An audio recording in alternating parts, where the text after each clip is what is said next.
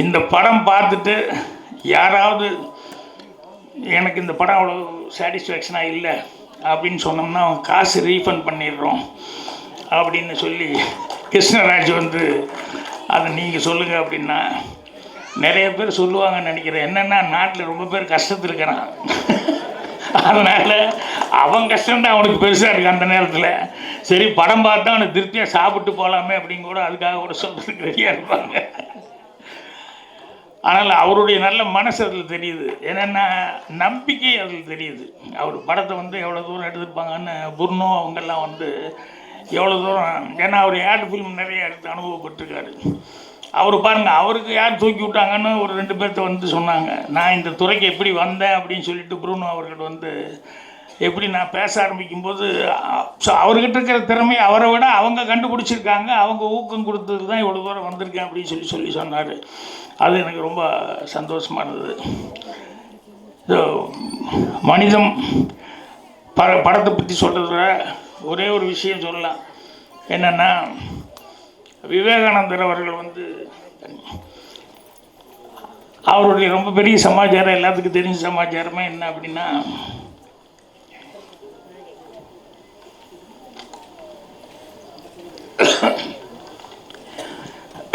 எல்லாத்துக்கும் தெரிஞ்சது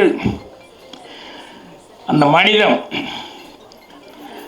brothers and sisters அப்படின்னு சொல்லி ஆரம்பித்தார்னு சொல்லுவாங்க. சிக்காக்காவில் போய் எல்லோரும் லேடிஸ் அண்ட் ஜென்டில்மேன் போது. ஸோ அவரை பற்றி எனக்கு ஒரு டாக்குமெண்ட்ரி வந்து நான் ஸ்கூலில் படிக்கும்போது காமிச்சாங்க.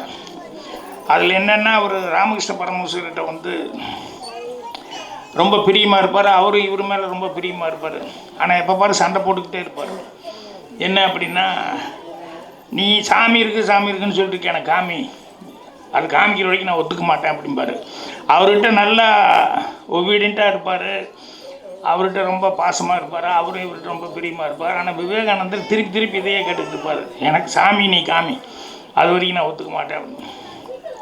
சரிடா நிறைய நான் காமிக்கிறேன்னு அப்புறம் கடைசியில் ஃபினிஷிங்கில் வந்து அவர் வந்து ஒரு ஹட்டுக்குள்ளே கூப்பிட்டு போகிறாரு அப்படிங்கிற மாதிரி சொல்லி ஒரு சஜஷனாக அவர் கூப்பிட்டு போய் காமிச்சார் அப்படிங்கிற மாதிரி நான் பார்த்த டாக்குமெண்ட்டில் அப்படி முடிச்சிருப்பாங்க.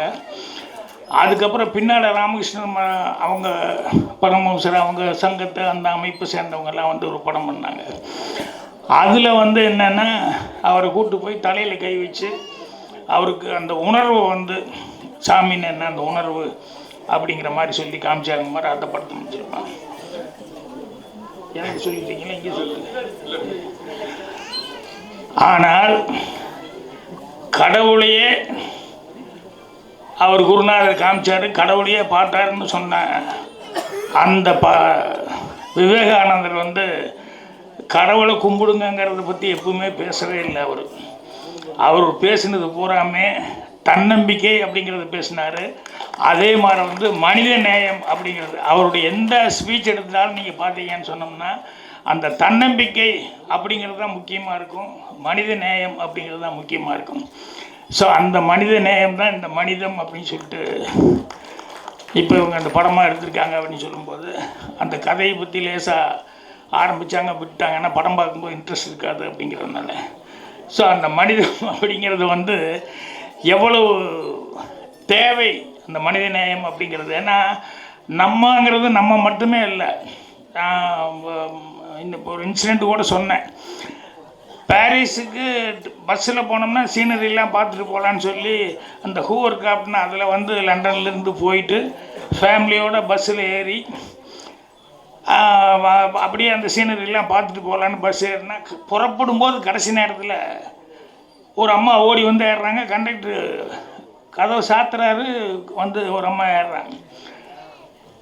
இல்லை சாரி டிக்கெட் இல்லை, எல்லாம் முடிஞ்சிருச்சு, நோ சீட் அப்படிங்கிற மாதிரி சொல்லி அவன் ஏற்ற மாட்டேங்கிறான். அந்த அம்மா அழுகிறாங்க. என்னென்னா அவங்க இங்கேருந்து பாரிஸ்லேருந்து லண்டன்லேருந்து பாரிஸ் போய் கனெக்ஷன் ஃப்ளைட்டு ஜெர்மனியோ இல்லை அவங்க எந்த நாடோ அந்த நாட்டுக்கு போகணும். ஸோ ஒரு கனெக்ஷன் ஃப்ளைட் விட்டுட்டோம் அப்படின்னு சொன்னோம்னா 2 நாள் 3 நாள் அவஸ்தைக்குள்ளாயிருவாங்க, ரொம்ப சிரமம் வந்துடும். அவங்க ரொம்ப கெஞ்சுறாங்க ஏதோ முக்கியமான வேலைன்னு. இவன் கண்டக்டர் அவன் தொழில், எனக்கு வேலை போயிடும், நான் சீட் இல்லாமல் நான் யாரையும் உட்கார வைக்கவே முடியாது, சீட் இல்லை, சீட் இல்லாமல் நீங்கள் எப்படி கீழே உட்காந்து வந்தாலும் சரி, அந்த அம்மா உட்காந்துட்டு வர்றாங்குது, நின்றுட்டு வர்றாங்குது, என்ன வந்தாலும் சீட் இல்லாமல் முடியவே முடியாதுன்னு எல்லோரும் வேடிக்கை பார்த்தாங்க. அந்த அம்மா அழுகுது, கண்ணு அப்படியே கலங்கிருச்சு. ஈவன் டிரைவர் ஐ எம் சாரியே சொல்லிட்டு இருக்கான். இப்போ என்னென்னா சீட்டு வந்து உட்காந்துட்டா நமக்கு ப்ராப்ளம் இல்லை அப்படிங்கும்போது, அப்புறம் நான், பூர்ணிமா, என் பொண்ணு, என் பையன் எல்லாருமே இருக்கோம். என் பொண்ணு அமுல் வந்து என் பக்கத்து சீட்டில் உட்காந்துருந்தேன். அப்புறம் நான் சொன்ன கண்டக்டர்கிட்ட சீட்டில் உட்காந்துட்டா ஒன்றும் ப்ராப்ளம் இல்லையா, சரி நோர் சீட் அப்படின்னாரு. அப்புறம் நான் சொன்னேன், இல்லை என் பொண்ணு நான் மடியில் உட்கார வச்சுக்கிறேன், அந்த சீட்டில் அவங்கள உட்காருன்ட்டு வரட்டும். அவன் sir 4 hours you have to travel அப்படின்னா, குழந்தை பெரிய குழந்தையா இருக்குது, 7 வயசு 8 வயசு. யோ என் பொண்ணு தானே என் மடியில் உட்காந்து எனக்கு என்ன கஷ்டம், அதனால் பரவாயில்ல நான் உட்கார வச்சுட்டு வரேன், அவங்களுக்கு சீட்டு கொடுத்துட்றேன், அவங்கள உட்கார வை. இப்போ அவங்க வந்து சீட்டு கொடுத்துட்டான், முன்ன சீட்டு ஓகேன்னு உட்கார சொல்லிட்டான். இப்போ எல்லோரும் பஸ்ஸில் பார்த்துட்ருக்கான். அதில் ஒரு அம்மா லேடி என்ன அப்படியே பார்த்துக்கிட்டே இருந்தது. பஸ்ஸு மூவ் ஆகும்போது அந்த அம்மா என்கிட்ட கேட்டாங்க, ஆர் யூ ஃப்ரம் இந்தியா? எனக்கு அவ்வளோ பெருமையாக இருந்தது. என்ன ஒன்றும் இல்லை, சிம்பிளாக ஒரு சீட்டு கொடுத்தது தான். ஆனால் ஆர் யூ ஃப்ரம் இந்தியான்னு நம்ம நாட்டுக்கே பேர் வாங்கி கொடுக்குற அளவுக்கு இந்த விஷயம் இருக்கா அப்படின்னு நினைக்கும்போது, அப்போ தான் சொன்னேன், நம்ம ஒருத்தங்கிறது நம்ம ஒருத்தன் இல்லை, நம்ம ஒரு சமூகம், யாருமே தனி மனிதன் கிடையாது. ஸோ நம்மளுடைய ஒவ்வொரு நடவடிக்கையுமே வந்து ஒரு சமூகத்தினுடைய நடவடிக்கை. நம்ம தமிழ்நாட்டுக்காரங்கிறது, ஒரு இந்தியனுங்கிறது எல்லாத்துக்குமே ஒரு பெருமைக்குரிய ஒரு சமாச்சாரம் அப்படின்னு சொல்லிட்டு. ஸோ இன்றைக்கி பாண்டிச்சேரியில் ஏன் இங்கே வைக்கிறாங்க ஃபங்க்ஷன் அப்படின்னு சொல்லும்போது, இல்லை எல்லாருமே பாண்டிச்சேரி சேர்ந்தவங்க அப்படின்னு சொல்லி பிரசாத், அதனால தான் இங்கே வைக்கலான்னு சொல்லி டிசைட் பண்ணியிருக்கோம் அப்படின்னாங்க. அதுக்கப்புறம் உள்ளடக்கம் கேட்கும்போது தான் இந்த மனிதம் அப்படிங்கிறதுனுடைய மெயின் இது வந்து வந்தது. ஸோ சினிமா கமர்ஷியலாக எடுக்கிறது அப்படிங்கிறது எல்லாத்துக்குமே அதுதான் தோணும். ஆனால் கமர்ஷியலாக எடுக்கிறது மட்டும் இல்லாமல் இது ஒரு சர்வீஸாக வந்து இந்த மாதிரி ஒரு டைட்டில் வச்சு அவங்க பண்ணியிருக்காங்க அப்படின்னு சொல்லும்போது, இது அவங்களுக்கு மட்டும் பெருமை இல்லை, நான் சொன்ன மாதிரி பாண்டிச்சேரிக்கே ஒரு பெரிய பெருமையை வந்து அவங்க வாங்கி கொடுத்துருக்காங்க. ஸோ அதில் ப்ரூனோ, கிருஷ்ணராஜ் இவங்களை வந்து பாராட்டலாம். அவங்களுக்கு வந்து பேக்ரவுண்டில் எத்தனை பேர் ஹெல்ப் பண்ணியிருக்காங்க அப்படிங்கிறது இப்போ இந்த ஃபங்க்ஷனில் தான் நமக்கு தெரியுது. இவ்வளோ பேர்த்தில் ஆத்மார்த்தமாக அவங்க 2 பேரும் நல்லா வரணும் அப்படிங்கிறதுக்காக எவ்வளோ ஹெல்ப் பண்ணியிருக்காங்க அப்படின்னு சொல்லிட்டு. ஸோ அதை நினைக்கும் போது ரொம்ப அந்த ஹெல்பிங் டெண்டன்சி அப்படிங்கிறது இருக்குது. அதுக்காகவே பாண்டிச்சேரிக்கு ரசிகர்களுக்கு வந்து மீண்டும் ஒரு முறை என்னுடைய வாழ்த்துக்களை தெரிவிச்சுக்கிறேன். ஸோ இதில் எல்லாருமே பிரசாத்லேருந்து அவன் இந்த நம்மால் ஒருத்தர் உட்காந்துருக்காரு நடிகர் பிஆர்ஓ, என்ன கேட்டால் என்கிட்ட ஒரு சின்ன அப்ரண்டிஸ் மாதிரி தான் பாக்கியில் வந்து சேர்ந்தாப்புல. அவருடைய சொந்த வளர்ச்சி, அவ்வளோ டைலாக் பேசுகிறதுனால ரூம் போட்டு யோசிப்பேன். ஆனால் நிகழ்லாம் இருக்கானே ஸ்பாட்லேயே அடிப்பாப்புல, அவ்வளோ டைலாக் வரும். ஸோ இவங்க எல்லாருமே வந்து என்னென்னா ஒரு ஒரு வேலை எடுத்துக்கிட்டாங்கன்னு சொன்னோம்னா அது வேலையாக மட்டும் எடுத்துக்கிறது இல்லை, இந்த பொறுப்பு எடுத்துக்கிட்டான்னு சொன்னால் அந்த பொறுப்பை வந்து நல்லபடியாக சிறப்பாக செய்யணுமே அப்படின்னு சொல்லிட்டு அவ்வளோ தூரம் வந்து சிறப்பாக செஞ்சிட்ருக்காங்க.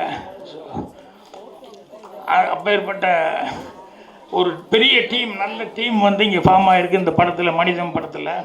ஸோ இந்த மனிதம் வெற்றி பெறுது அப்படின்னு சொல்லும்போது கண்டிப்பாக ப்ரூனோ, அடுத்து கிருஷ்ணராஜ் எல்லாருமே வந்து இதில் வேலை பார்த்த டெக்னீஷியன் எல்லாத்துக்குமே ஒரு பெரிய லைஃபு. அவங்க எல்லாருமே வந்து அடுத்தடுத்து நல்ல படங்கள் வந்து செய்கிறதுக்கான ஒரு வாய்ப்பு இருக்குது. அதுக்கு வந்து ஏன்னா ஏதோ பாண்டிச்சேரிக்கு ஒரு மாமூலாக ஒரு ஆடியோ ரிலீஸுக்கு வர்ற மாதிரி இருக்குது அப்படின்னு சொல்லி வந்தேன்.